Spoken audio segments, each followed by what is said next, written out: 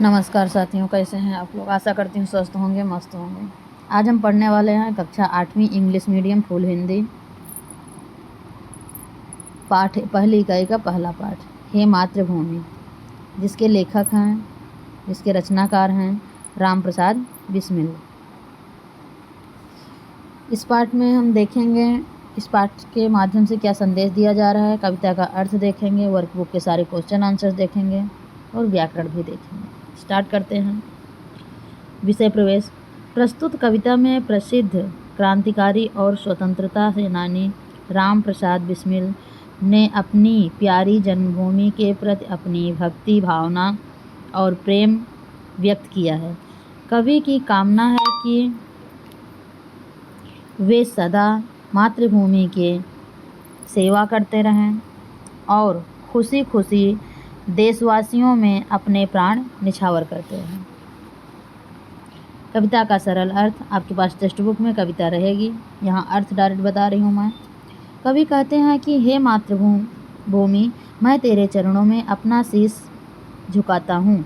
मैं अपनी भक्ति रूपी भेंट लेकर तेरी चरण में आना चाहता हूँ। माँ, मेरे मस्तक पर तुम ही चंदन के समान विराजमान हो, तुम ही मेरे हृदय पर माला के समान सुशोभित हो। माँ, मेरी जिह्वा पर केवल तेरा ही नाम हो और मैं सदा तेरा ही गुणगान करता रहूं। इसी भूमि ने श्री राम और श्री कृष्ण जैसे सुपुत्रों को जन्म दिया है। ऐसी मातृभूमि की रज को मैं नित्य अपने शीश पर चढ़ाना चाहता हूँ। हे माँ, समुद्र सदा तुम्हारे निज चरणों को धोकर तुम्हें प्रणाम करता है। मैं उन चरणों को दबाना चाहता हूँ, उन चरणों की सेवा करना चाहता हूँ। माता, मैं हर तरह का भेदभाव त्याग कर तेरी सेवा करना चाहता हूँ। मैं चाहता हूँ कि प्रतिदिन तेरा पूर्ण नाम ही सुनूं और दूसरों को सुनाऊं। मैं मंत्र के रूप में तेरा ही नाम जपता रहूं। जिस भी रूप में हो सके मैं तेरे लिए ही समर्पित रहूं। मैं अपना तन और मन तेरे लिए बलिदान कर दूं।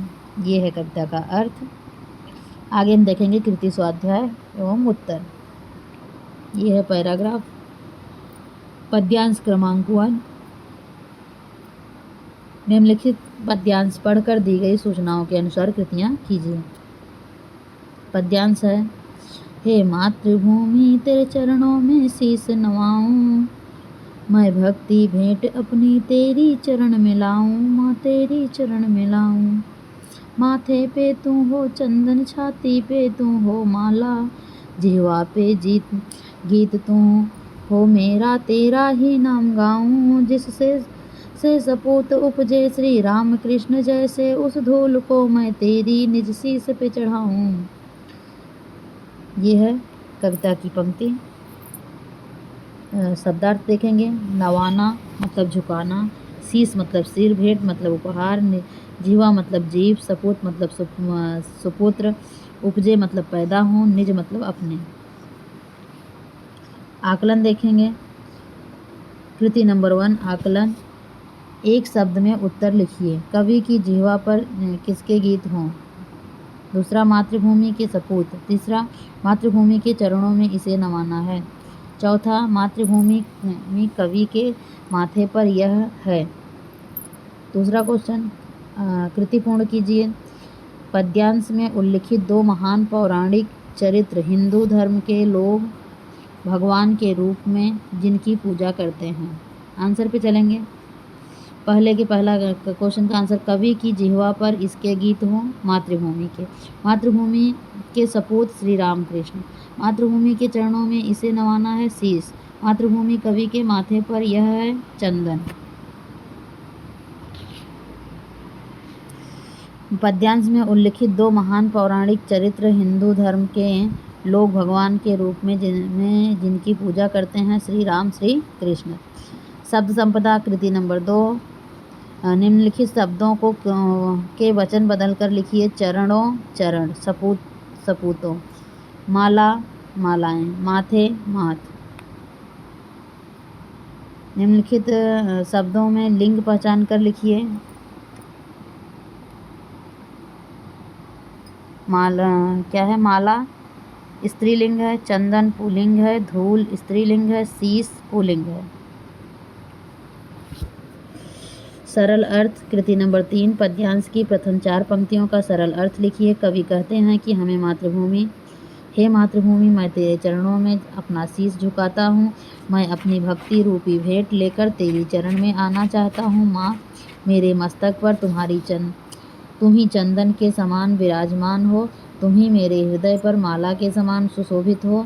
माँ, मेरी जिह्वा पर केवल तेरा ही नाम हो और मैं सदा तेरा ही गुणगान करता रहूं। आगे पद्यांश क्रमांक 2 निम्नलिखित पद्यांश पढ़कर दी गई सूचनाओं के अनुसार कृतियां कीजिए। माई समुद्र जिसकी पदरज को निज धोकर, करता प्रणाम तुझको मैं, वे चरण दबाऊं सेवा में तेरी माता, मैं भेदभाव तज कर वह पुण्य नाम तेरा प्रतिदिन सुनाऊं, तेरे ही काम आऊं, तेरे ही मंत्र गाऊं, मन और देह तुम पर बलिदान मैं जाऊं। यह है पद्यांश। शब्दार्थ पद मतलब पैर, रज मतलब धूल, चरण मतलब दबाना मतलब सेवा करना, तज कर मतलब त्याग कर, बलिदान मतलब प्राणाहुति, निछावर मतलब प्राणाहुति, निछावर, देह मतलब शरीर। कृति नंबर 1 आकलन। कृति पूर्ण कीजिए। कवि मातृभूमि के प्रति अर्पित करना चाहता है। क्या अर्पित करना चाहता है? मन और देह। दूसरा क्वेश्चन है कविता की पंक्तियां पूर्ण कीजिए। सेवा में तेरी से लेकर के कहाँ तक? बलिदान में जाऊं। तो ये हो जाएगा सेवा में तेरी माता, मैं भेदभाव तज कर वह पुण्य नाम तेरा प्रतिदिन सुनाऊं, तेरे ही काम आऊं, तेरा ही मंत्र गाऊं, मन और देह तुम पर बलिदान में जाऊं। तीसरा क्वेश्चन है एक शब्द में उत्तर लिखिए। मातृभूमि के चरण धोने वाला, मातृभूमि का चरण धोने वाला समुद्र। प्रतिदिन सुनने सुनाने योग्य नाम मातृभूमि। कृति नंबर 2 शब्द संपदा। निम्नलिखित शब्दों के पर्यायवाची शब्द लिखिए। माता माँ, देह शरीर, चरण पैर, समुद्र सागर। दूसरा क्वेश्चन है निम्नलिखित शब्दों में प्रत्यय जोड़कर नए शब्द बनाइए। बलिदान बलिदानी, पुण्य पुण्यात्मा।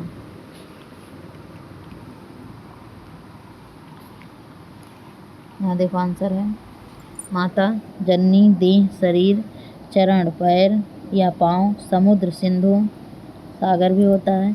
बलिदान में ई लगाया बन गया बलिदानी। पुण्य में वान लगाया तो बन गया पुण्यवान।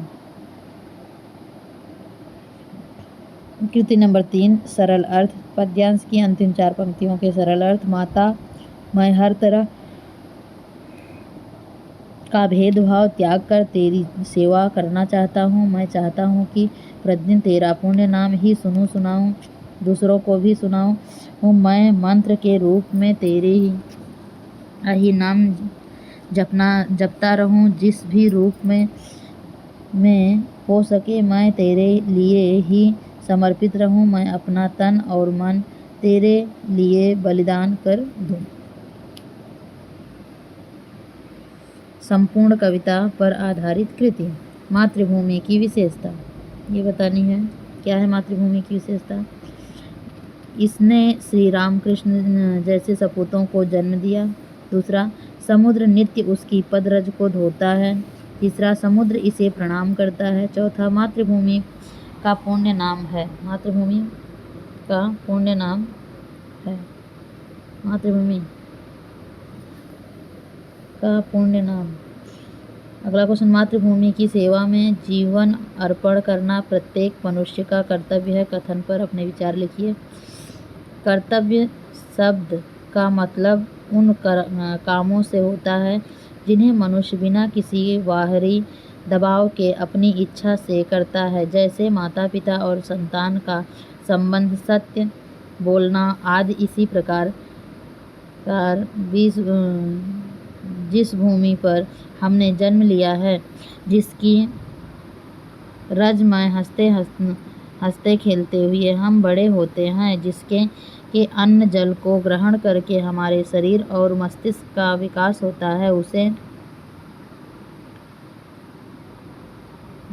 है, उसके प्रति भी हमारा कोई कर्तव्य होता है। जन्मभूमि की संस्कृति और परंपराएं हमारे चरित्र के निर्माण में प्रमुख भूमिका अदा करती हैं। अपनी मातृभूमि के दुखों और खतरों में हमें उनके साथ खड़ा होने उसके लिए कार्य करने और आवश्यकता पड़ने पर उनके लिए अपना जीवन अर्पण करने के लिए भी तैयार रहना चाहिए। यही हमारा परम कर्तव्य है। आगे देखेंगे व्याकरण और भाषा ज्ञान। भाषा बिंदु पाठ्यपुस्तक पृष्ठ क्रमांक 2 से लिया गया है। निम्नलिखित विराम चिन्हों के नाम लिखकर उनका वाक्य में प्रयोग कीजिए। पहला है पूर्ण विराम, राजा ने राजकुमारी को गले लगाया, पूर्ण विराम लास्ट में आया। दूसरा है अर्ध विराम, सालू बच्ची थी पर मुझे उससे चिढ़ हो गई थी। तीसरा प्रश्न सूचक चिन्ह, मनुष्य किस ओर बढ़ रहा है, डैश जिसको योजक चिन्ह कहते हैं। योजक, दिन भर बड़ी दौड़ धूप रही। विस्मय सूचक चिन्ह, हे मातृभूमि तेरे चरणों में शीश नवाऊं। दूसरा ये है इकहरा उदाहरण चिन्ह। वाक्य बनेगा, राम कुमार जी ने कबीर का रहस्य लिखा। अगला दोहरा उदाहरण चिन्ह, राजा ने पूछा तुमने क्या किया दानों का। निर्देशक चिन्ह, सच ही कहा गया है, बुरे काम का बुरा नतीजा।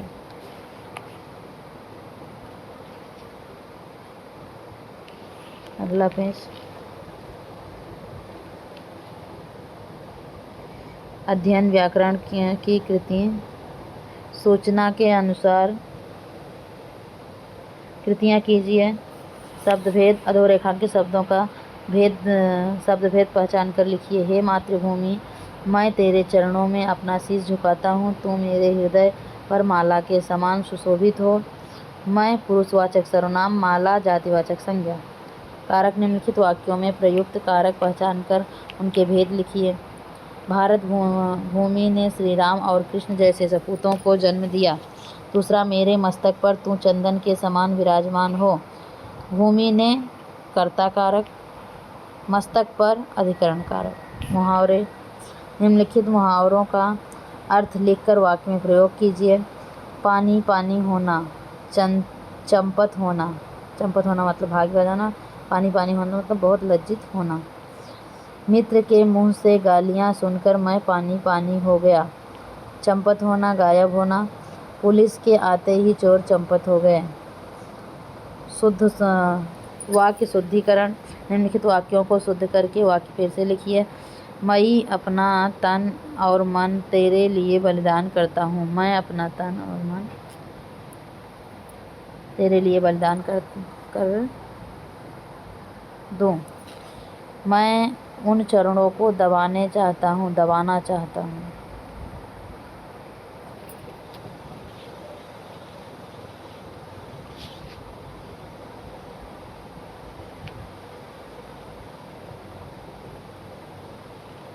उपयोजित लेखन है, शब्दों के आधार पर कहानी लिखिए। पाठ्यपुस्तक पृष्ठ क्रमांक 2 से लिया गया है।